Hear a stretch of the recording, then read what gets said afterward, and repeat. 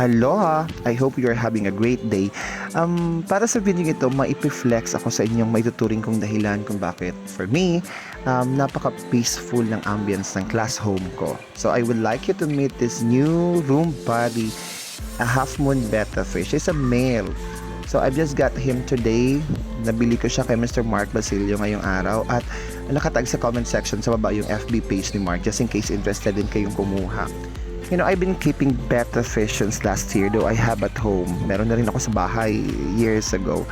At syempre, nagme-maintain din ako ng community of fish sa bahay para pamparelax ba. You know, I could stare for an hour or even more than an hour na nakatitig lang sa harapan ng mga isda.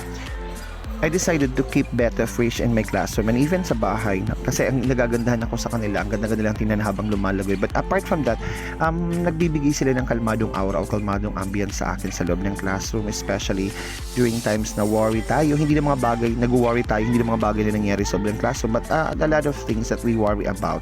So, I find them giving me comfort, giving me inspiration habang tinitingnan sila nakakakalmado. Wala pa akong pangalan sa aking betta fish. Baka may gusto kang isuggest.